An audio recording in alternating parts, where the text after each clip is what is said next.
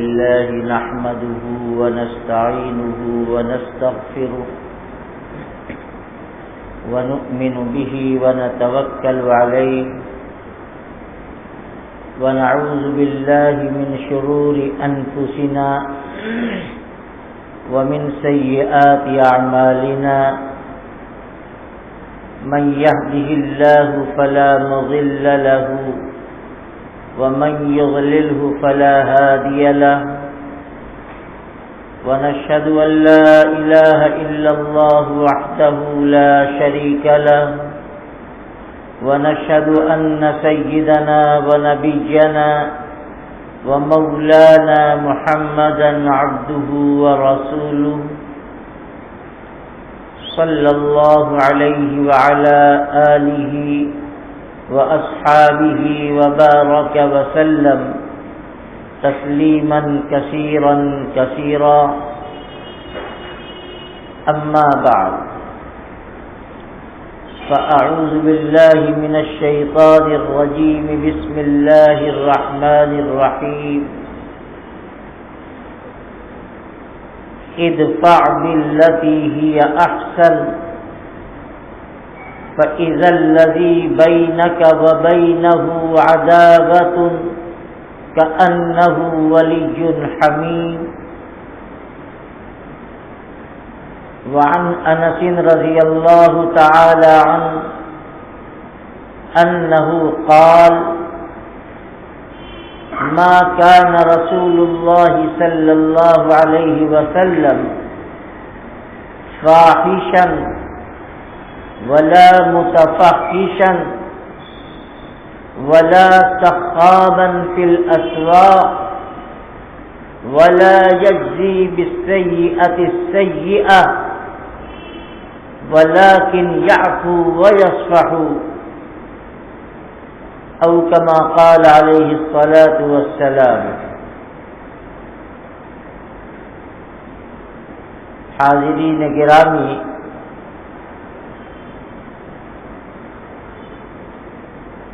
آج کے بیان کا موضوع اسلامی اخلاق،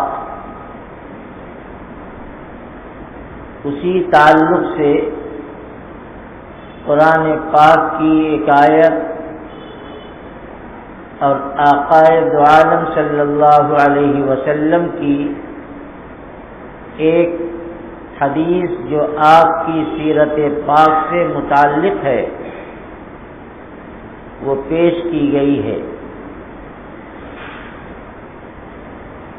اللہ جل شانہ اس آیت کریمہ میں ارشاد فرماتے ہیں ادفع باللتی ہی احسن، تم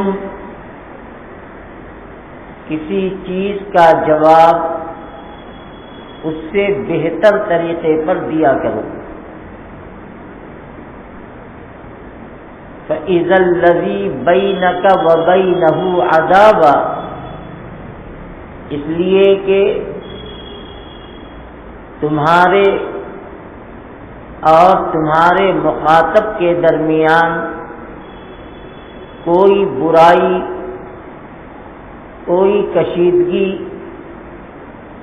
کوئی دشمنی ہوگی تو تمہاری اچھی بات کی وجہ سے اور اچھے اخلاق کی وجہ سے وہ تمہارا جگری دوست اور دلی ساتھی بن جائے گا.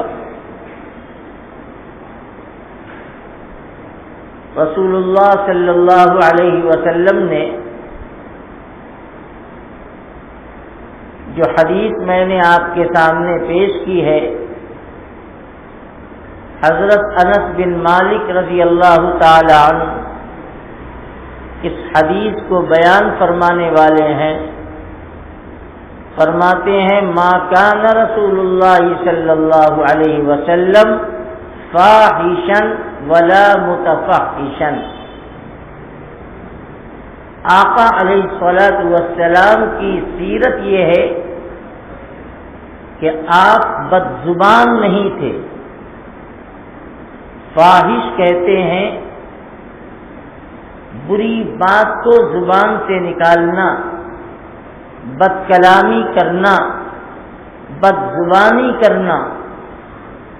حضرت انس حضور کی سیرت بیان فرماتے ہیں، ما کان رسول اللہ صلی اللہ علیہ وسلم فاحشا، حضور بد زبان نہیں تھے، ولا متفحشا، اور بد زبانی بد کلامی یہ آپ کا مزاج اور آپ کی عادت بھی نہیں تھی۔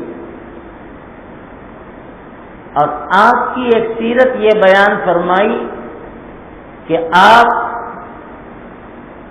برائی کا بدلہ برائی سے نہیں دیتے تھے، ولیکن یعفو ویصفحوا، بلکہ آپ درگزر فرمایا کرتے تھے۔ اگر آپ کے ساتھ آپ کی شان میں کوئی بدتمیزی، بد کلامی، بد زبانی کرتا بھی تو آپ نہ تو اس کا جواب دیتے، بلکہ اس سے بڑی بات یہ ہے کہ آپ درگزر کر دیا کرتے تھے۔ میرے بزرگوں، بھائیوں، حسن اخلاق یہ بہت بڑی اللہ کی نعمت ہے اور اس کا بہت بڑا ثواب ہے۔ اچھے اخلاق سے پیش آنا،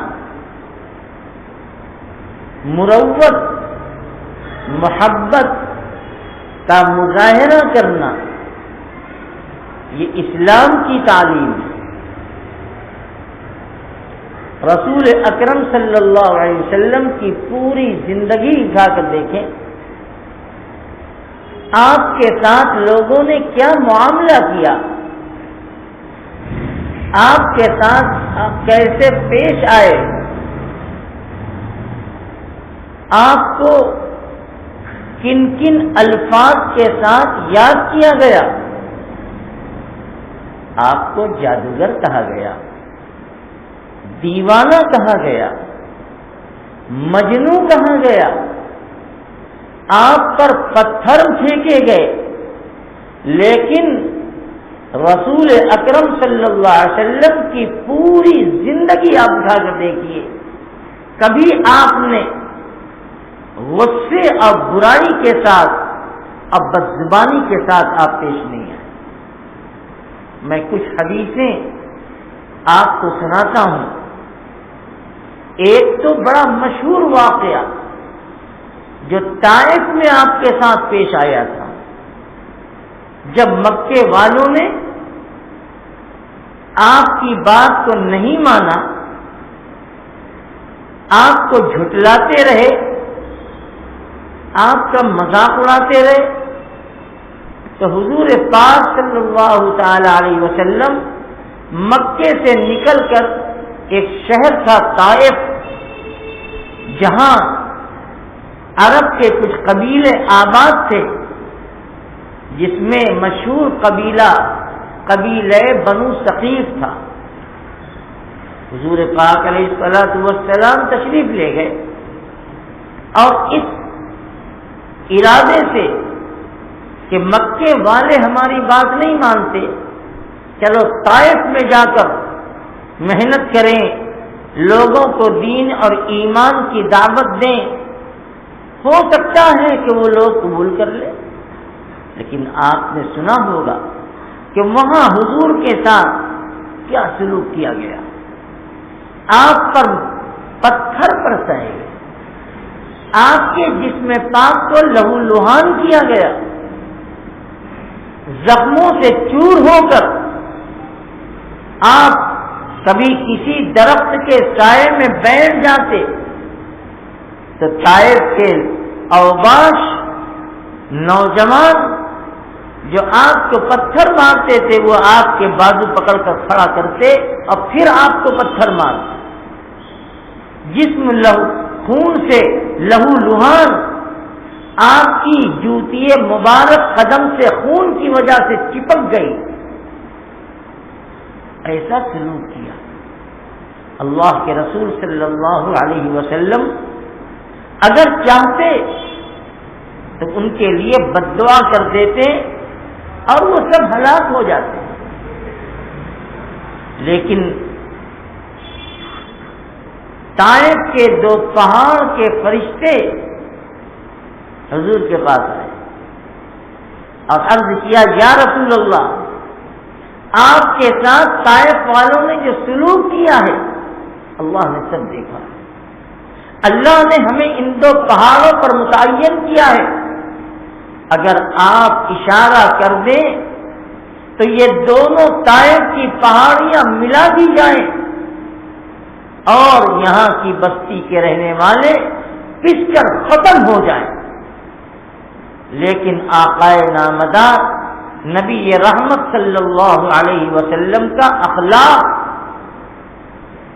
دیکھیے، آپ نے فرمایا کہ میں رحمت بنا کر بھیجا گیا ہوں، میں زحمت بنا کر نہیں بھیجا گیا. اور آپ نے ان کے لیے دعا فرمائی اللہم اہد قومی فإنہم لا یعلمون. اے اللہ میرے قوم کو ہدایت دیجیے، ان کو سمجھ دیجیے، وہ مجھے جانتے نہیں. اسی لیے آج یہ مجھ پر پتھر مارتے ہیں، مجھ کو زخمی کرتے ہیں. میں ان کو جنت کی دعوت دیتا ہوں، جنت کی طرف بلاتا ہوں، لیکن وہ مجھے جھٹلاتے ہیں اور میرے اوپر پتھر پھینکتے ہیں. لیکن اس کے باوجود اللہ کے نبی نے ان کے لیے بد دعا نہیں فرمائی. یہ آقائے نامدار علیہ الصلوۃ والسلام کا بلند اخلاق ہے. اسی طرح حضور پاک علیہ السلام مکے میں لوگوں کے ایمان کی دعوت دیتے تھے اور فرماتے تھے یا ایھا الناس قولوا لا الہ الا اللہ تفلحوا. اے لوگوں کلمہ پڑھ لو، اے لوگوں ایک اللہ کو مان لو، ان بتوں کی عبادتوں کو چھوڑ دو. ان بت سے کچھ نہیں ہوتا، ان کے پاس کچھ نہیں، تم کامیاب ہو جاؤ گے. بس یہی ایک ایمان کی محنت اور ایمان کی دعوت تھی. لیکن آپ کے ساتھ کیا سلوک کیا گیا؟ ایک صحابی فرماتے ہیں کہ میں اسی زمانے میں اپنے والد کے ساتھ مکہ آیا تھا، اب مجھے کچھ معلوم نہیں تھا. میرے والد مجھ کو کسی ضرورت سے مکہ لے آئے. میں مکے کے ایک راستے سے گزر رہا تھا تو میں نے ایک عجیب منظر دیکھا. منظر یہ دیکھا کہ ایک شخص جو چہرے سے انتہائی شریف نورانی چہرے والا جا رہا ہے اور ایک صاحب پیچھے سے اس پر کنکری پھینک رہے ہیں، اسے مار رہے ہیں اور لوگوں سے کہتے ہیں کہ اے لوگوں اس کی بات نہ سننا، یہ دیوانہ ہے، یہ پاگل ہے. وہ صحابی کہتے ہیں کہ مجھے اس منظر کو دیکھ کر بڑی حیرت ہوئی. اب میں نے اپنے والد سے پوچھا کہ ابا جان یہ کیا ہو رہا ہے؟ یہ کون ہے جو آگے جا رہے ہیں سر جھکائے ہوئے ہیں اور ایک پیچھے کون ہے جو ان کو پتھر مار رہا ہے؟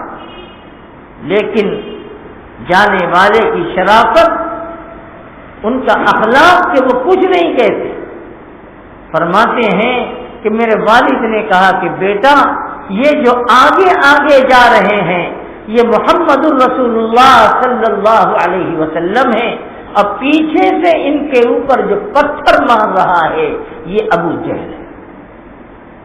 یہ مکے کے کفار کا سردار ابو جہل ہے جو پیچھے سے پتھر مار رہا ہے اور لوگوں سے کہتا ہے کہ ان کی باتوں کو نہ سننا، یہ دیوانے ہیں، یہ پاگل ہیں. رسول اکرم صلی اللہ علیہ وسلم کا اخلاق یہ تھا.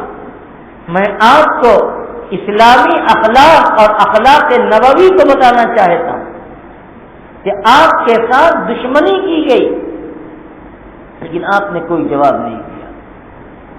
صبر اور دشمنوں اور مخالفین کے حق میں ہدایت کی دعائیں فرماتے رہے. حرم پاک میں تشریف لے گئے, لوگوں کو ایمان کی اور ایک اللہ کی دعوت دی. مکہ کے دشمنوں نے اتنا مارا حضرت صدیق اکبر رضی اللہ تعالی عنہ حضور کو بھی مارا. حضرت ابو بکر صدیق کو اتنا مارا کہ جس سوجن آ گئی, سوج گیا, بے ہوش ہو گئے. اور جب ہوش میں آئے تو پہلا سوال یہ تھا کہ یہ بتاؤ کہ میرے آقا کا کیا حال ہے. کوئی جواب نہیں.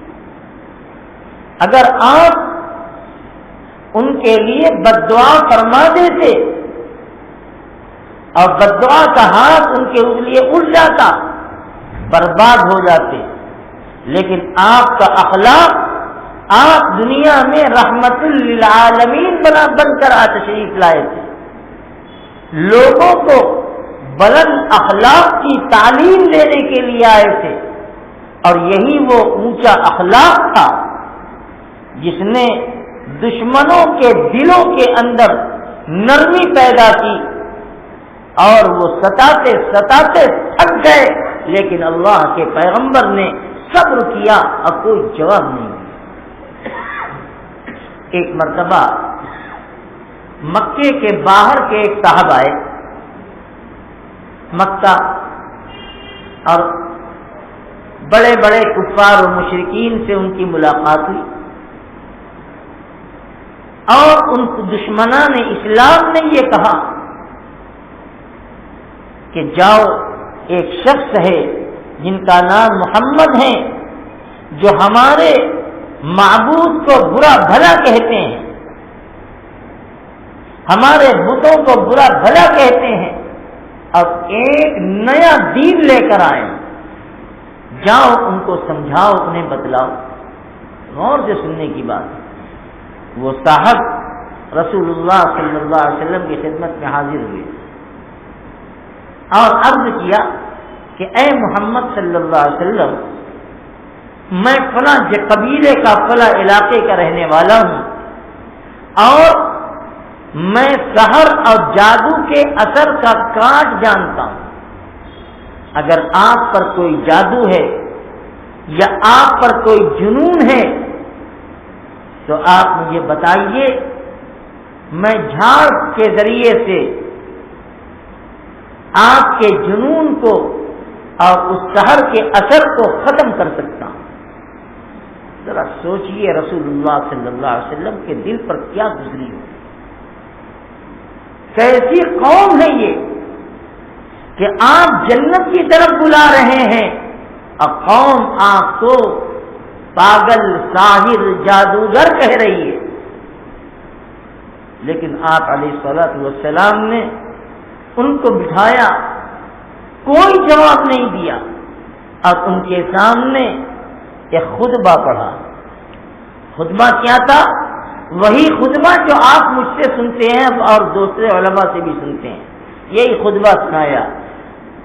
الحمدللہ نحمده ونستعینه ونستغفره ونؤمن به ونتوکل علیہ ونعوذ باللہ من شرور انفسنا ومن سیئات اعمالنا من يهده الله فلا مضل له ومن يضلله فلا هادي له ونشهد أن لا إله إلا الله وحده لا شريك له ونشهد أن سيدنا وحبيبنا ومولانا محمدا عبده ورسوله.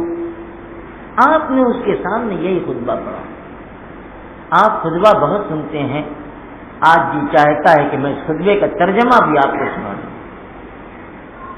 اس خطبے کا ترجمہ یہ ہے, الحمدللہ نحمدہ, تمام کی تمام تعریف اللہ کے لیے. ہم اسی اللہ کی تعریف کرتے ہیں، وَنَسْتَعِينُهُ اور اسی اللہ سے مدد مانگتے ہیں، وَنَسْتَغْفِرُهُ اور اسی اللہ سے اپنے گناہوں کی معافی مانگتے ہیں، وَنُؤْمِنُ بِهِ اور اسی اللہ پر ہم ایمان رکھتے ہیں، وَنَتَوَكَّلُ عَلَيْهِ اور اسی خدا پر ہم بھروسہ رکھتے ہیں،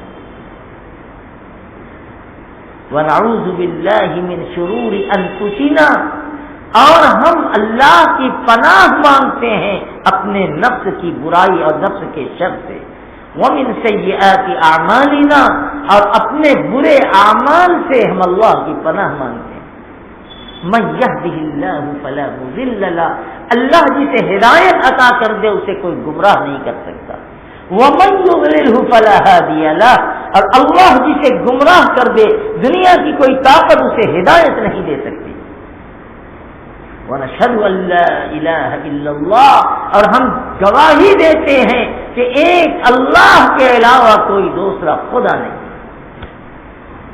وہی حقیقی معبود ہے، اپنی خدائی میں اکیلا اور تنہا ہے اور اسی کے حکم سے دنیا کا نظام چلتا ہے، وَنَشْهَدُ أَنَّ سَيِّدَنَا اور ہم یہ گواہی دیتے ہیں کہ ہمارے سردار حضرت محمد صلی اللہ علیہ وسلم اللہ کے سچے رسول۔ یہ خطبہ کا ترجمہ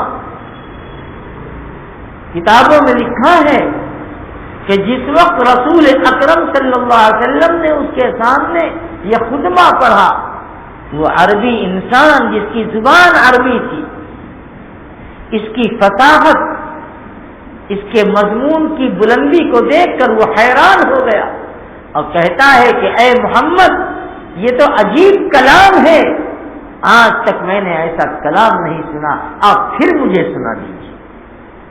دوبارہ اس نے سنا، پھر اس نے کہا کہ اے محمد صلی اللہ علیہ وسلم آپ پھر مجھے سنائیے، میں نے بڑے بڑے عرب کے شعراء اور جو ادب کے ماہر تھے میں نے ان کے کلام سنے ہیں، لیکن اس کلام کے اندر جو بلاغت ہے، جو چاشنی ہے، جو محبت ہے، جو شیرینی ہے، آج تک میں نے ایسا کلام نہیں سنا۔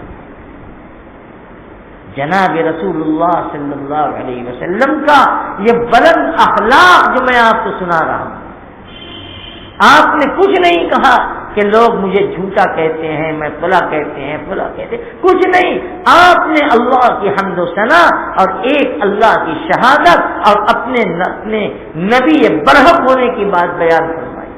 یہ اخلاق محمدی ہے۔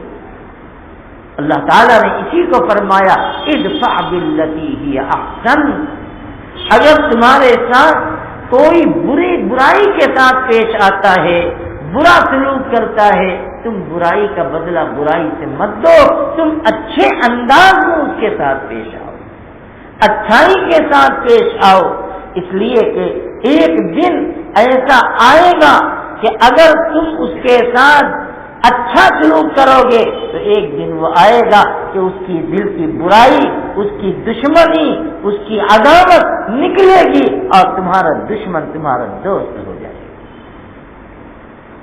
نبی کریم علیہ الصلوۃ والسلام کی 23 برس کی زندگی سے ہمیں اسی اعلیٰ اخلاق کا ثبوت ملتا ہے اور یہی پیغام ہمیں ملتا ہے، اور امت کو آپ نے یہی پیغام دیا۔ بڑا مشہور واقعہ ہے، مکہ المکرمہ میں رسول اللہ صلی اللہ علیہ وسلم جس راستے سے گزرتے تھے اس کے درمیان میں ایک مکان تھا، اور روزانہ اس مکان کے پاس سے جب آپ گزرتے تو آپ پر مکان کے کوڑے پھینکے جاتے، یہی معمول تھا۔ لیکن آپ نے ایک مرتبہ بھی ناراضگی اور غصے کا اظہار نہیں کیا کہ تم ایسا کیوں کرتے ہو، میں نے تمہارا کیا بگاڑا ہے کہ میرے کپڑے کو گندا کرتے میرے اوپر کوڑے ڈالتے۔ آپ روزانہ جاتے تھے، اب کوڑا آتا تھا، آپ خاموش، کچھ نہیں جواب دیتے۔ ایک دن ایسا ہوا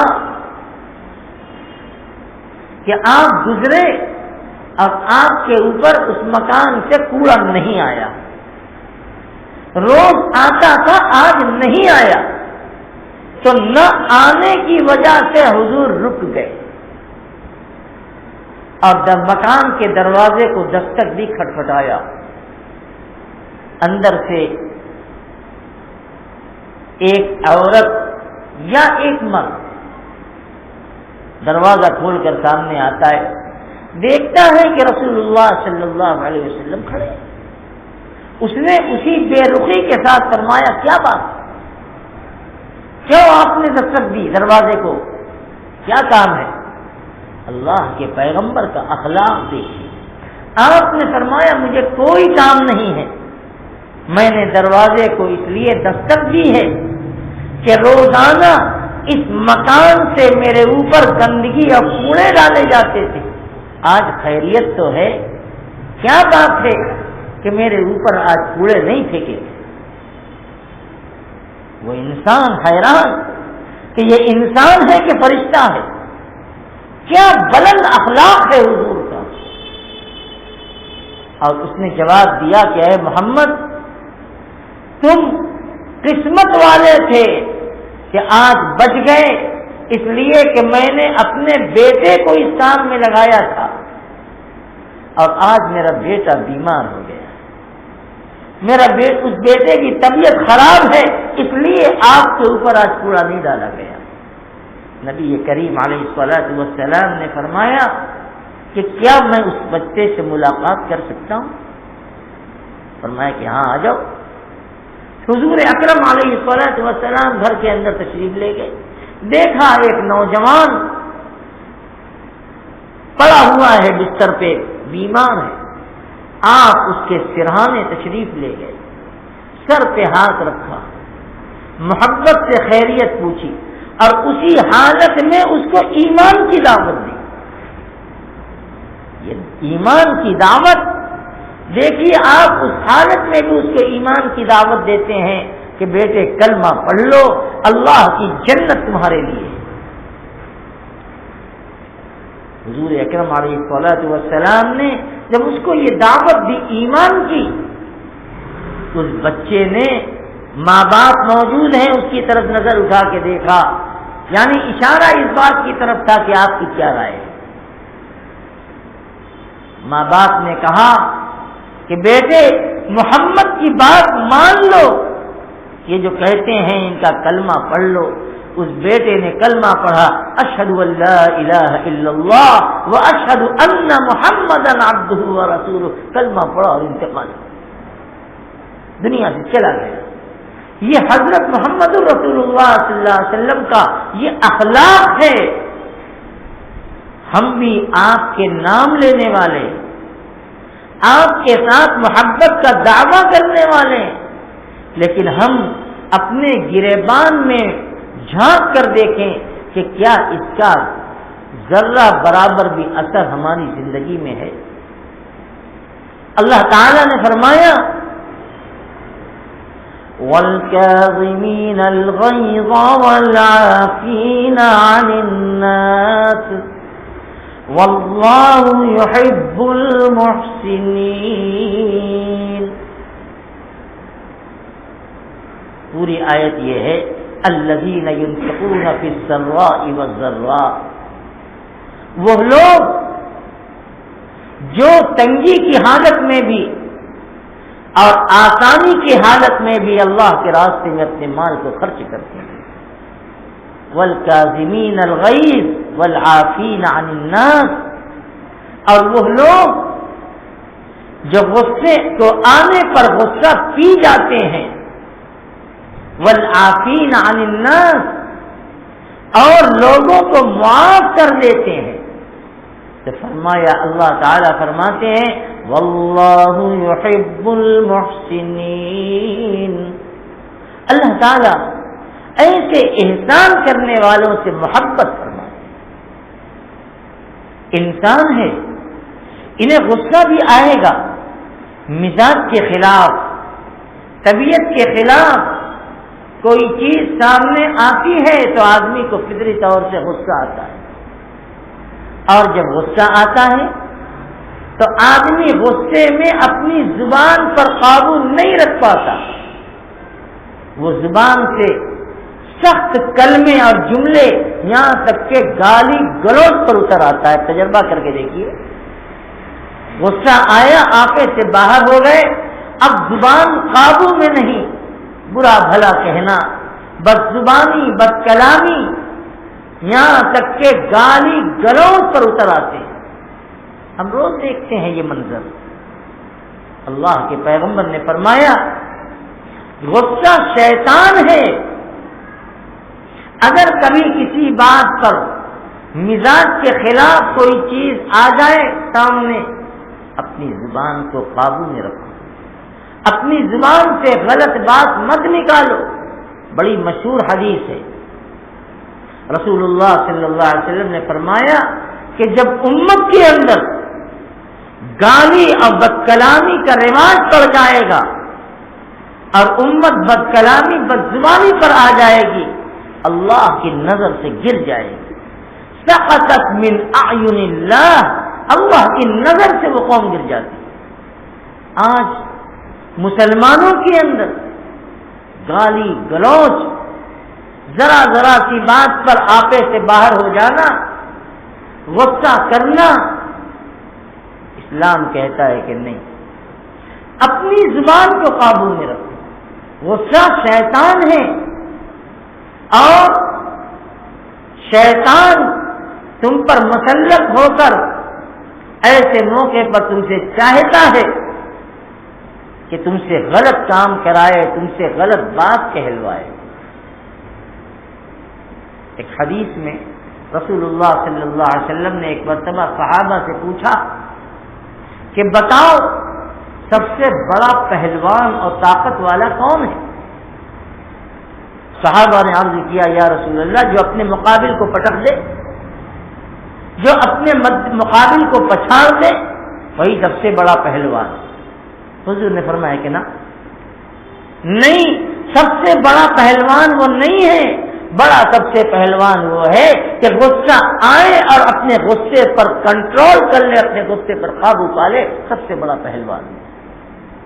اس لیے کہ جب غصہ آئے گا تو آدمی بد زبانی کرے گا، بد کلامی کرے گا، گالی گلوچ پر اتر آئے گا، اور پھر وہ انسانی اور اسلامی اخلاق سے دور ہو جائے گا، اور پھر وہ سب حرکتیں کرے گا جو اسلام کی تعلیمات کے خلاف ہیں۔ اسی لیے میں نے آپ کے سامنے شروع میں رسول اللہ صلی اللہ علیہ وسلم کی وہ حدیث سنائی تھی کہ آپ کا اخلاق بیان فرمایا ہے حضرت انس رضی اللہ تعالی عنہ، ما کان رسول اللہ صلی اللہ علیہ وسلم فاحشا، حضور بد زبان نہیں تھے، بد زبانی نہیں کرتے تھے، اپنے صحابہ کے ساتھ بھی، چھوٹوں کے ساتھ بھی، اپنے دشمنوں کے ساتھ بھی کبھی آپ برا نہیں کہتے۔ بڑا مشہور واقعہ حدیث کا آپ نے سنا، رسول اللہ صلی اللہ علیہ وسلم کے چچا ہیں ابو طالب، مکہ کے سردار، مسجد حرام اور بیت اللہ شریف کے متولی، بڑا رعب اور دبدبا تھا، قریش کے سردار تھے۔ حضور پاک علیہ الصلوۃ والسلام نے جب ایمان کی دعوتیں دی اور لوگوں کو ایک اللہ کی طرف بلایا تو دشمن ایک مرتبہ ابو طالب کے پاس آئے اور ابو طالب سے کہتے ہیں کہ اے ابو طالب، تمہارے بھتیجے نے ہمارا جینا محال کر دیا، باپ دادا کے مذہب کو برا کہتے ہیں، ہمارے بتوں کو، معبودوں کو برا کہتے ہیں، اور ایک نیا مذہب لے کر آئے ہیں کہ اللہ ایک ہے، جو ہوتا ہے اسی کی مرضی سے ہوتا ہے، اللہ جو چاہتا ہے وہی ہوتا ہے، اللہ کے چاہنے سے سب ہوتا ہے، دنیا چاہے اور خدا نہ چاہے تو کچھ نہیں ہو سکتا، اور خدا چاہے اور کوئی نہ چاہے تو جو خدا چاہے وہی ہوتا ہے۔ عجیب مذہب لے کر آئے۔ اس لیے اے ابو طالب، ہم آپ کے پاس ایک مطالبہ لے کر آئے ہیں کہ اپنے بھتیجے سے یہ پوچھو کہ وہ کیا چاہتے ہیں۔ اگر وہ دولت چاہتے ہیں تو سب سے بڑی دولت ہم اکٹھا کر کے ان کو دے دیں، مکہ کے سب سے دولت والے انسان بن جائے۔ اگر وہ عہدہ چاہتے ہیں تو ہم انہیں اپنا سردار بنا لیں۔ اگر وہ عرب کی کسی حسین و جمیل عورت سے نکاح کرنا چاہتے ہیں تو ہم سب سے خوبصورت عورت کو ان کے لا کر کے ان سے ان کا نکاح کر دیں۔ ان کا مقصد کیا ہے، کیا چاہتے ہیں؟ بس ایک بات یہ ہے کہ وہ جو نئے مذہب کی دعوت دیتے ہیں اس دعوت کو چھوڑ دیں۔ ابو طالب نے رسول اللہ صلی اللہ علیہ وسلم کو بلایا۔ اب بلانے کے بعد فرمایا کہ بھتیجے، کچھ لوگ میرے پاس آئے تھے اور ایسا ایسا کہہ رہے تھے۔ اللہ کے پیغمبر علیہ الصلوۃ والسلام نے کیا فرمایا؟ اے چچا، ٹھیک ہے، اگر وہ میرے ایک ہاتھ میں چاند اور ایک ہاتھ میں سورج لا کے رکھ دیں، اب مجھ سے یہ کہیں کہ میں دعوت کی اور ایمان کی محنت کو چھوڑ دوں، یہ نہیں ہو سکتا، یہ نہیں ہو سکتا۔ ایمان کی دعوت دی جائے گی، ایمان کی محنت کی جائے گی، اس راستے میں جتنی قربانی، جتنی مشقت، جتنی مصیبتیں آئیں گی سب برداشت کی جائیں گی۔ ابو طالب ایمان نہیں لائے تھے، اپنے بھتیجے کی محبت میں انہوں نے یہ کیا تھا۔ ابو طالب نے جب یہ دیکھا کہ اتنے مضبوط ارادے کا میرا بھتیجا مالک ہے، فرمایا بھتیجے جاؤ، تم اپنا کام کرو، جب تک میں زندہ ہوں تمہیں کوئی پریشان نہیں کر سکتا، تمہیں کوئی نقصان نہیں پہنچا۔ اخلاق محمدی، یہ حضور اکرم علیہ السلام کا اخلاق ہے۔ آج ہمارا معاملہ کیا ہے؟ اگر ہمیں کوئی برا کہہ دے یا ہم کسی سے یہ سن لیں کہ فلانے نے ہمیں یہ برا کہا ہے، بغیر کسی تحقیق کے اور بغیر چھان بین کے بس ہم اس کے بارے میں غلط تبصرہ، بد زبانی، بد کلامی شروع کر دیتے ہیں، اس کے عیب کو بیان کرنا شروع کر دیتے ہیں۔ یہ ناجائز، یہ حرام ہے۔ اللہ تعالیٰ نے فرمایا کہ اگر کوئی آئے اور کوئی بات کہے بھی فَتَبَيَّنُوا أَن تُصِيبُوا قَوْمًا بِجَهَالَةٍ فَتُصْبِحُوا عَلَى مَا فَعَلْتُمْ نَادِمِينَ۔ اگر کوئی بتلانے والا، کوئی خبر دینے والا تمہیں کوئی آ کر خبر دے کہ کوئی تمہارے بارے میں یہ کہا ہے، پہلے تحقیق کرو، پہلے چھان بین کرو کہ یہ افواہ ہے، یہ ہمارے ماحول کو، ہمارے تعلقات کو، ہماری رشتہ داری کو خراب کرنے کی نیت سے آیا ہے، یہ کہہ رہا ہے، یا واقعتاً یہ سچ کہہ رہا ہے۔ اور اگر سچ بھی ہے، اللہ کے نبی کی تعلیم یہ ہے کہ اگر کسی نے ایسا کہا تو تم اس کو ایسا نہ کہو، تم برائی کا بدلہ برائی سے مت دو، تم برائی کا بدلہ اچھائی سے۔ حدیث پاک میں حضور نے ایک موقع پر فرمایا لا تکونوا امعاتا، تم قدم بقدم چلنے والے مت بنو، نقالی کرنے والے مت بنو کہ تم یہ کہو یا یہ سوچو کہ ان احسن الناس احسننا، کہ اگر لوگ میرے ساتھ اچھا کریں گے تو ہم بھی اچھا کریں گے، وَإِنْ أَسَاءُوا أَسَأْنَا، اور اگر لوگ میرے ساتھ برائی سے پیش آئیں گے تو ہم بھی ان کے ساتھ برا کریں گے۔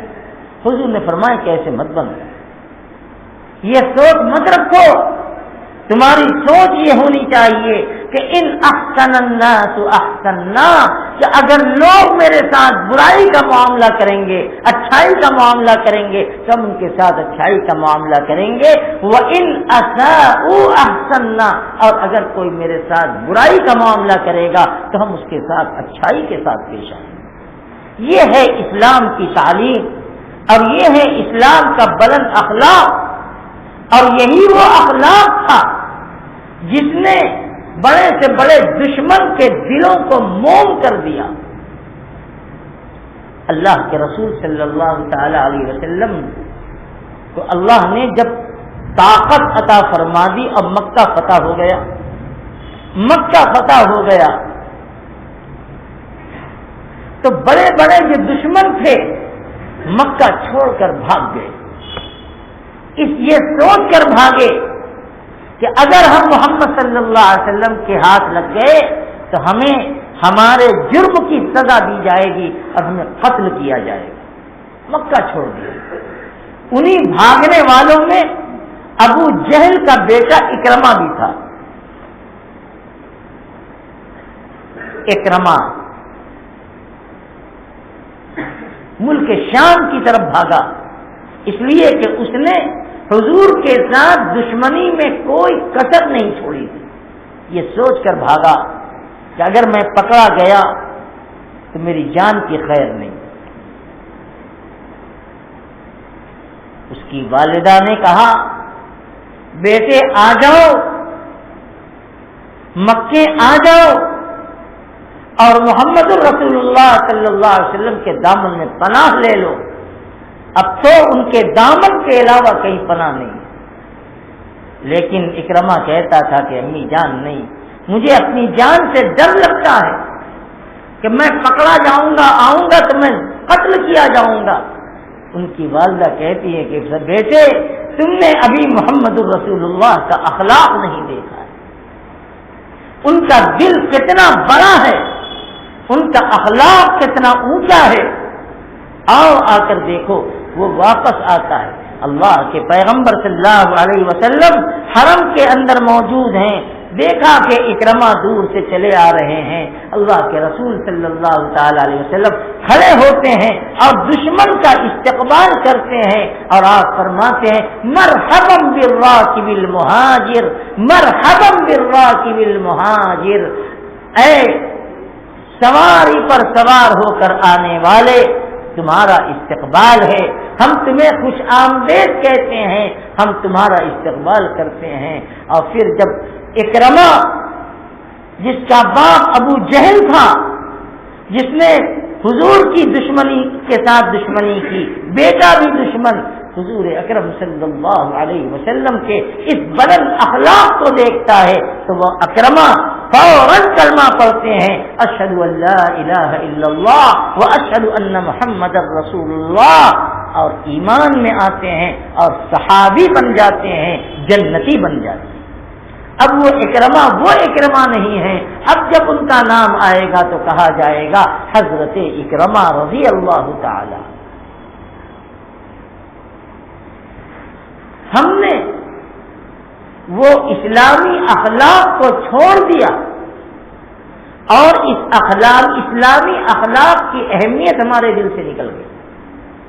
ایک حدیث میں رسول اللہ صلی اللہ علیہ وسلم نے ارشاد فرمایا کہ کل قیامت کے دن ترازو میں جب انسان کے اعمال تولے جائیں گے، اس کی نیکیاں، اس کی عبادتیں تولی جائیں گی، تو اس میزان، اس ترازو میں نیکی کے پلڑے میں جو سب سے وزندار چیز ہوگی وہ اس کے اچھے اخلاق ہوں گے، حسن اخلاق ہوں گے، جو لوگوں کے ساتھ اچھے انداز میں پیش آتا تھا، محبت کے ساتھ پیش آتا تھا، اپنے مخالف کے ساتھ بھی محبت کے ساتھ پیش آنا اور ان کے ساتھ محبت اور اپنائیت کا معاملہ کرنا، یہ سیرت ہے جناب رسول اللہ صلی اللہ علیہ وسلم کی۔ آج ضرورت اس بات کی ہے کہ ہم اس اخلاق کو اپنائیں۔ کوئی ہمارے بارے میں غلط سوچتا ہے، برا سوچتا ہے، غلط کہتا ہے، اس کے کہنے سے ہم برے نہیں ہو جائیں گے، بلکہ اس کی برائی پر، اس کی شکایت پر، اس کی دشمنی پر ہمیں چاہیے کہ ہم اس کے حق میں دعائے خیر کریں کہ اللہ اسے نیک سمجھ دے، اللہ اس کو ہدایت دے۔ اگر اس کو میرے بارے میں کسی طرح کی بدگمانی ہو گئی ہے اور اس بدگمانی کی وجہ سے وہ مجھے غلط الفاظ کے ساتھ یاد کر رہا ہے، اس کے حق میں دعائے خیر کریں۔ دیکھو دشمن کا دل بھی موم ہو جائے گا، وہ اپنی مخالفت سے ہٹ جائے گا، اپنی مخالفت کو چھوڑ دے گا جب آپ کے اس اعلیٰ اخلاق کو دیکھے گا۔ آپ بھائی بھائی ایک دوسرے کو برداشت کرنے کے لیے تیار نہیں، پڑوسی پڑوسی ایک دوسرے کو برداشت کرنے کے لیے تیار نہیں، رشتہ داریوں میں دراڑ پڑ رہی ہے، رشتے تعلق داری اور رشتہ داریاں ٹوٹ رہی ہیں، اور افسوس اس بات کا ہے کہ رشتے ٹوٹ رہے ہیں، طلاق تک کی نوبت آ جاتی ہے اور آ چکی ہے۔ یہ کیا ہو رہا ہے؟ یہ مسلمان کی زندگی، یہ مسلمان کا کردار اور یہ مسلمان کا اخلاق ہے۔ اگر کسی نے ہمیں برا کہہ دیا تو اگر ہم برے نہیں ہیں تو اس کے برا کہنے کی وجہ سے ہم برے نہیں ہو جائیں گے، اور اگر ہم برے ہیں اور کسی نے مجھے اچھا کہہ دیا تو اس کے اچھا کہنے کی وجہ سے ہم اچھے نہیں بن جائیں گے۔ لہذا اس مزاج کو بدلنے کی ضرورت ہے۔ بازار میں رہو تو بھی اچھے اخلاق کا مظاہرہ کرو، ملنے جلنے والوں کے ساتھ محبت کے ساتھ پیش آؤ۔ جو حدیث میں نے پڑھی تھی آقا مدنی صلی اللہ علیہ وسلم کی ایک سیرت یہ بھی بیان کی گئی، وَلَا سَخَّابًا فِي الْأَسْوَاقِ۔ آپ جب بازار میں جاتے تھے تو تیز تیز آواز سے نہیں بات کرتے تھے، چیختے چلاتے نہیں تھے، جس طرح سے ہم مسجد میں آہستہ گفتگو کرتے ہیں، مسجد کا احترام کرتے ہیں۔ اللہ کے پیغمبر بازار کے اندر بھی جاتے تو بڑی پست آواز محبت کے ساتھ ملنے جلنے والوں کے سلام کرتے۔ سخابًا فی الاسواق، آپ بازار کے اندر شور و شرف نہیں کرتے، اور آپ برائی کا بدلہ برائی سے نہیں دیتے تھے۔ ولا یجزی بالسیئۃ السیئۃ، یہ آپ کی سیرت بیان کی گئی کہ آپ برائی کا بدلہ برائی سے نہیں دیتے تھے۔ جیسا کہ میں نے کتنی حدیثیں آپ کو سنائی شروع سے اب تک کہ آپ کے ساتھ کتنا برا کیا گیا، آپ کی دو بیٹیوں کو اسی ایمان کی بنیاد پر اور ایمان کی دعوت کی بنیاد پر آپ کی دو بیٹیوں کو طلاق دے دیا گیا، لیکن آپ نے صبر کیا۔ اللہ نے اسے اچھا رشتہ دے دیا، اللہ نے اسے بہتر رشتہ دے دیا، آپ نے جواب نہیں کیا۔ برائی کا بدلہ برائی سے نہیں۔ جب مکہ فتح ہوا اور مسلمان بڑی تعداد میں مکہ میں آ گئے، خانہ کعبہ کو بتوں سے پاک کیا گیا اور بیت اللہ شریف کو پاک کیا گیا، دشمن ایک طرف کنارے ہو گئے۔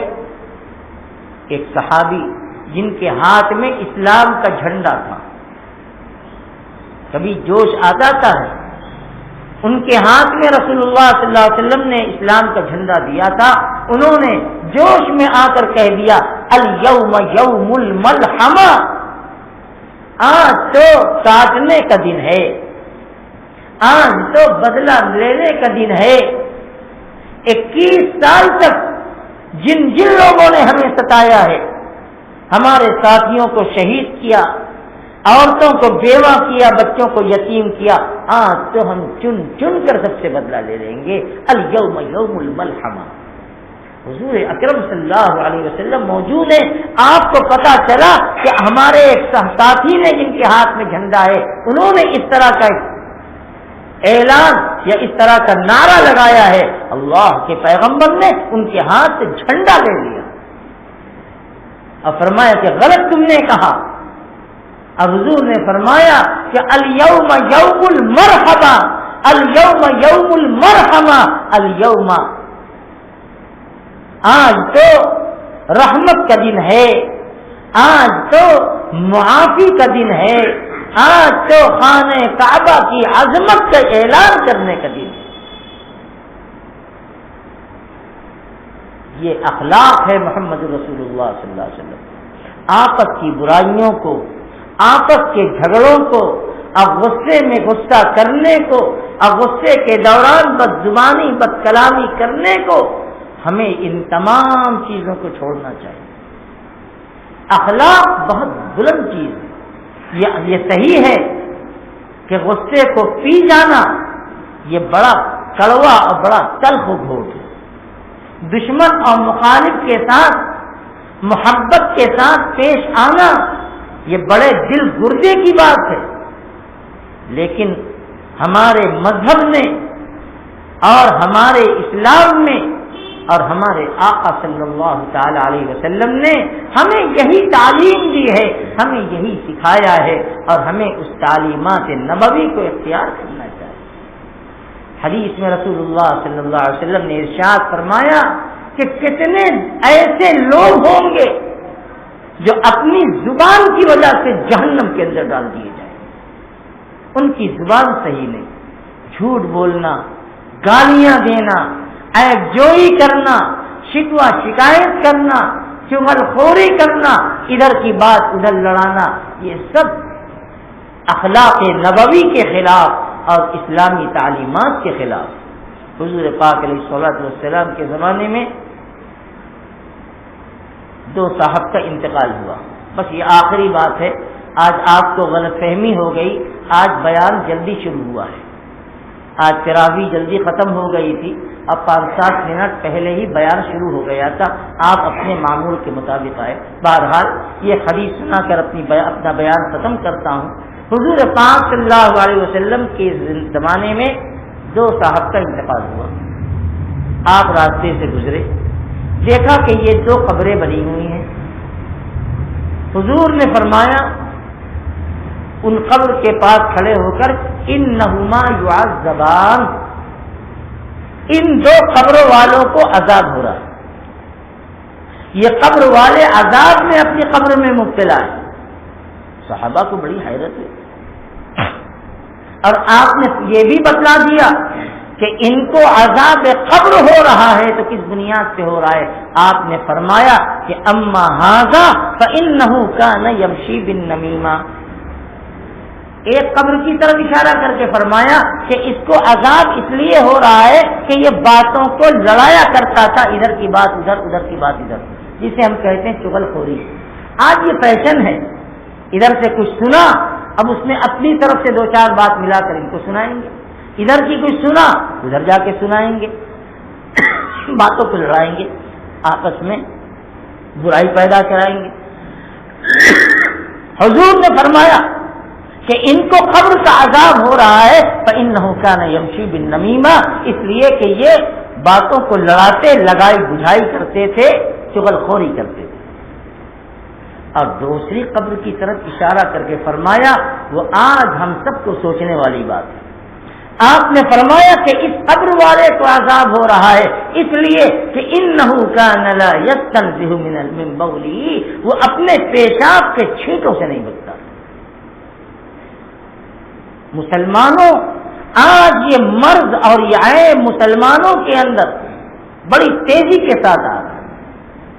پیشاب نجس، نجاست غلیظہ، اگر 1 درہم کی مقدار کپڑے پہ لگ جائے تو کپڑا ناپاک، نماز درست نہیں۔ چھینٹے 1 درہم کی مقدار، جس کو 1 سکہ کے برابر کہتے ہیں، اگر بدن پہ لگ جائے تو بدن ناپاک، بدن گندا، کپڑا گندا۔ آج میں دیکھتا ہوں، سنا بھی ہے اور دیکھتا بھی ہوں کہ مسلمان کھڑے کھڑے پیشاب کرتا ہے، راستوں میں دیکھ لو۔ اور ظاہر بات ہے کہ اگر کھڑے کر کے بد احتیاطی کے ساتھ استنجا ہوگا تو چھینٹے کپڑے پر بھی پڑیں گے، بدن پہ بھی پڑیں گے۔ مسلمان اسے اہمیت نہیں دیتا، خاص طور سے وہ طبقہ جو اپنے کو بڑا دانشور، تعلیم یافتہ، کوالیفائڈ کہتا ہے، اور پھر ہمارا وہ نوجوان طبقہ جو اپنے مزاج کے اندر آزادی رکھتا ہے۔ ہوٹل میں گئے، پارکوں میں گئے، دیکھا ضرورت تو کبھی بھی محسوس ہو سکتی ہے، دیکھا اور کھڑے کھڑے پیشاب کرو۔ حضور نے منع فرمایا۔ یہ صحیح ہے کہ اللہ کے پیغمبر نے اپنی مبارک زندگی میں 1 یا 2 مرتبہ کھڑے ہو کر استنجا فرمایا ہے، وہ بھی ایک مجبوری کی وجہ سے، آپ بیٹھ نہیں سکتے تھے۔ لیکن پوری احتیاط تھی، ورنہ آپ علیہ الصلوۃ والسلام کی سنت بیٹھ کر استنجا کرنے کی، اب بیٹھنا بھی اونچے پر تاکہ چھینٹے نہ پڑے۔ جیسے ہمارے یہاں استنجا خانے میں فلش ہوتا ہے، وہ نیچے دبا ہوا ہوتا ہے، پاؤدان کر رکھ کر کے احتیاط سے بیٹھتے ہیں۔ پھر بھی بہت ضرورت ہے کہ اپنا کپڑا، اپنا بدن چھینٹوں سے بچے۔ حضور پاک علیہ السلام نے فرمایا استنزہوا من البول فإن عامۃ عذاب القبر منہ، پیشاب کے چھینٹوں سے اپنے آپ کو بچاؤ، اس لیے کہ بہت سے لوگوں کو اسی بے احتیاطی کی وجہ سے قبر میں عذاب ہوتا ہے۔ آج یہ ہو رہا ہے۔ اور ایک بیماری اور ہے جو ہمارے نوجوان طبقوں کے اندر بڑی تیزی سے پھیل رہی ہے، دیندار طبقہ تو الحمدللہ اس کا لحاظ کرتا ہے۔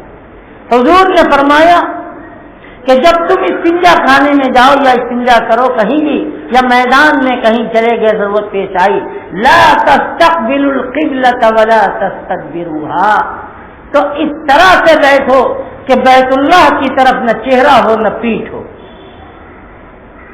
لیکن احتیاط نہیں ہے، سڑکوں پہ نالیاں بنی ہوئی ہیں، آپ دیکھیں گے راستے چلتے ہوئے نالی پورب بھی بنی ہے، پشچم بھی بنی ہے، کتنے مسلمان ہیں، ضرورت محسوس ہوئی بیٹھ گئے، چہرہ کدھر ہوا؟ قبلے کی طرف۔ اور اگر اس طرف کی نالی کی طرف بیٹھے، اس طرف کی، تو پشت کدھر گئی؟ قبلے کی طرف۔ اللہ کے پیغمبر نے منع کیا ہے لا تستقبلوا القبلۃ ولا تستدبروها بغائط او بول، چھوٹا استنجا ہو بڑا استنجا ہو اتر دکھن بیٹھا کرو، قبلے کی طرف نہ پشت ہو، قبلے کی طرف نہ چہرہ ہو۔ حضور نے فرمایا، بہرحال بات لمبی ہو جائے گی، میں تو اخلاق محمدی کو اور اسلامی اخلاق کو بیان کر رہا تھا، یہی میرا آج کا موضوع تھا۔ ہم اپنی زبان کو، اپنے کردار کو، اپنے عمل کو ایسا بنائیں کہ مسلمان اپنے کردار و عمل کے ذریعے پہچانا جائے کہ یہ مسلمان۔ اللہ تعالی ہم سب کو عمل کی توفیق عطا فرمائے اور ہمیں اپنے زبان پر قابو عطا فرمائے، ہمارے اخلاق کو اسلامی اخلاق بنائے۔ وآخر دعوانا ان الحمد للہ رب العالمین۔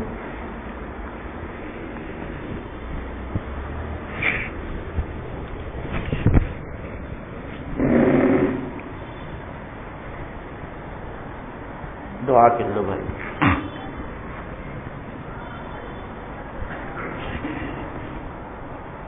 بسم اللہ الرحمن الرحیم، الحمد للہ رب العالمین والعاقبۃ للمتقین والصلاة والسلام علی سید الانبیاء والمرسلین سیدنا ومولانا محمد وعلی آلہ واصحابہ اجمعین۔ اللهم صل على سيدنا وشفيعنا وحبيبنا وسندنا وإمامنا ومولانا محمدا عبده ورسوله، وصل على جميع المؤمنين والمؤمنات والمسلمين والمسلمات۔ ربنا آتنا في الدنيا حسنة وفي الآخرة حسنة وقنا عذاب النار وقنا عذاب الدين وقنا عذاب القبر وقنا عذاب الحشر وقنا عذاب الحساب، وأدخلنا الجنة مع الأبرار برحمتك يا عزيز يا غفار يا رب العالمين۔ ربنا آتنا من لدنك رحمة وهيئ لنا من أمرنا رشدا۔ ربنا وآتنا ما وعدتنا على رسلك ولا تخزنا يوم القيامة إنك لا تخلف الميعاد إنك لا تخلف الميعاد۔ ربنا ظلمنا أنفسنا وإن لم تغفر لنا وترحمنا لنكونن من الخاسرين۔ ربنا أفرغ علينا صبرا وثبت أقدامنا وانصرنا على القوم الكافرين۔ ربنا لا تزغ قلوبنا بعد إذ هديتنا وهب لنا من لدنك رحمة إنك أنت الوهاب إنك أنت الوهاب هب لنا من نعمة الدنيا والآخرة إنك أنت الوهاب رب اجعلني مقيم الصلاة ومن ذريتي ربنا وتقبل دعاء ربنا اغفر لي ولوالدي وللمؤمنين يوم يقوم الحساب اللهم أحسن عاقبتنا في الأمور كلها وأجرنا من خزي الدنيا وعذاب الآخرة وأجرنا من خزي الدنيا وعذاب الآخرة وأجرنا من خزي الدنيا وعذاب الآخرة اللهم بارك لنا فيما أعطيتنا وبارك لنا فيما رزقتنا وارزقنا من حيث لا نحتسب يا فتاح يا رزاق يا وهاب اللهم اكفنا بحلالك عن حرامك واغننا بفضلك عمن سواك اللهم ايمانا بك وتصديقا بكتابك ووفاء بعهدك واتباعا لسنة نبيك صلى الله عليه وسلم إلهنا ومولانا ويا خالقنا ويا رازقنا ويا مالكنا نحن الفقراء إليك اللهم نحن الفقراء وأنت الغني الحميد اللهم نحن الضعفاء وأنت القوي العزيز اللهم نحن الأذلاء وأنت العزيز الحمید۔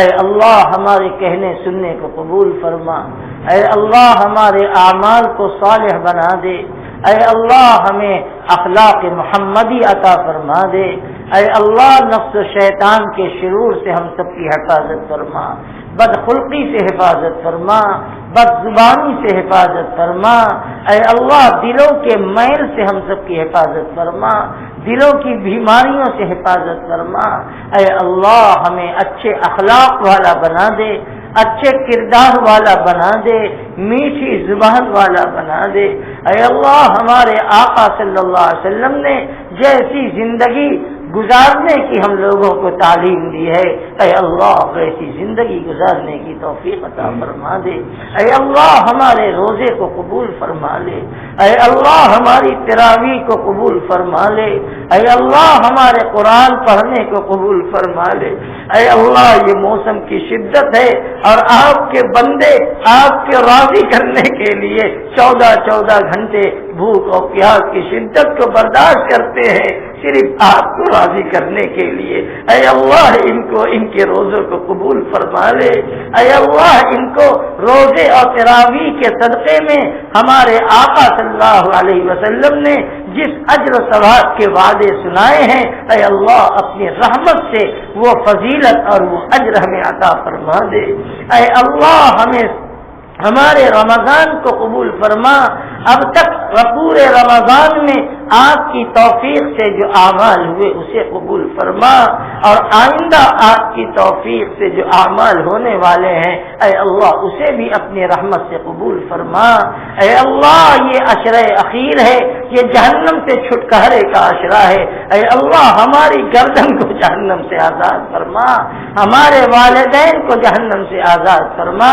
ہمارے بھائیوں اور بہنوں کو جہنم سے خلاصی اور نجات عطا فرما، ہمارے عزیز و اقارب کی جہنم سے خلاصی عطا فرما، ہمارے اساتذہ مشائخ ہمارے تلامذہ ہمارے پڑوسیوں کو جہنم سے چھٹکارا عطا فرما، اے اللہ جہنم سے تمام امت مسلمہ کی آزادی کے پروانے صادر فرما، اے اللہ آپ کے لیے کوئی مشکل نہیں ہے، اے اللہ ہر مشکل آپ کے لیے آسان ہے، فَإِنَّ كُلَّ عَسِيرٍ عِندَكَ يَسِيرٌ، اے اللہ آپ چاہیں تو آپ کا ایک رحمت کا چھیٹا ہم سب کی نجات کا ذریعہ بن سکتا ہے، اے اللہ اپنے گنہگار بندوں پر نظر کرم فرما دیجئے، اے اللہ ان کے حال پہ رحم فرما دیجئے، اے اللہ دنیا کی رسوائی سے بھی بچائیے، آخرت کی رسوائی سے بچائیے، موت کی شدت سے حفاظت فرمائیے، عذاب قبر سے حفاظت فرمائیے، حساب و کتاب کی سختی سے حفاظت فرمائیے، اے اللہ اپنی رحمت سے ہم سب کے لیے جنت کا داخلہ مقدر فرمائیے، اے اللہ اب چند راتیں رہ گئی ہیں، پورا رمضان نکل گیا، اے اللہ ان چند راتوں میں کل 27ویں شب بڑی عظیم رات ہے، اے اللہ اس کے قدر کی توفیق عطا فرمائیے، اور جو راتیں بچی ہیں اے اللہ اس کے میں عبادت کی توفیق نصیب فرمائیے، قرآن کی تلاوت کی، تسبیحات کی، نوافل و تہجد کی توفیق نصیب فرمائیے، اے اللہ آپ کے بندے دنیا سے ناطہ توڑ کے اپنے عزیز و اقاربوں کو چھوڑ کے آپ کے در سے پڑھ آئے ہیں، اے اللہ ان کے پڑھنے کو قبول فرمائیے، اے اللہ یہ ایک ہی آس لے کے آئے ہیں کہ میرا اللہ مجھ سے راضی ہو جائے، میرا اللہ مجھے معاف کر دے، میرا اللہ مجھے ہدایت پر چلا دے، اے اللہ آپ کے بندے ملک میں اور عالم میں جہاں جہاں بھی آپ کے در کا اعتکاف کیے ہوئے ہیں تمام کے اعتکاف کو قبول فرمائیے، ان کو مقبول عمل کی اور مقبول دعا کی توفیق عطا فرمائیے، ان کی دعاؤں میں ہم سب کا حصہ فرمائیے، اے ہمارے پروردگار ہمارے جو زندہ عزیز و اقارب بھائی بہنیں ہیں اے اللہ ان کو صحت اور عافیت عطا فرمائیے، ان کی عمروں میں برکت عطا فرمائیے، ان کے دلوں میں الفت و محبت پیدا فرمائیے، ہمدردی پیدا فرمائیے، ہر بلاؤں سے ہر بیماریوں سے پریشانیوں سے محفوظ فرمائیے، اور ہر امت کے ایک ایک فرد کی حفاظت فرمائیے، اے اللہ ہر گھر کے اندر الفت و محبت پیدا فرمائیے، جہاں اختلاف ہے بگاڑ ہے اے اللہ ان کے دلوں میں نرمی پیدا فرمائیے، اے اللہ محبت ڈال دیجئے، اے اللہ ہمارے آقا نے فرمایا ہے کہ قطع تعلق کرنے والوں کی شب قدر میں بھی دعائیں قبول نہیں ہوتی، شب عید میں بھی دعائیں قبول نہیں ہوتی، اے اللہ اگر ہم میں سے کوئی ایسا ہے تو اس مبارک رات کے آنے سے پہلے پہلے اپنے معاملات کو صاف کرنے کی ہمیں توفیق عطا فرمائیے، دل کے میل کو صاف کرنے کی توفیق عطا فرمائیے، اے اللہ ہم سے راضی ہو جائیے، اے اللہ ہم سے راضی ہو جائیے، ہماری سیئات پر قلم عفو چلا دیجئے، اے اللہ ہمارے کبائر کو بھی معاف فرمائیے، صغائر کو بھی معاف فرمائیے، اپنی رحمت اور محبت کی دولت سے مالا مال فرمائیے، رب اغفر وارحم وانت خیر الراحمین، ربنا تقبل منا انك انت السميع العليم وتب علينا انك انت التواب الرحيم، وصلى الله تعالى على سيدنا محمد وعلى آله واصحابه وازواجه وذرياته اجمعين برحمتك يا ارحم الراحمين۔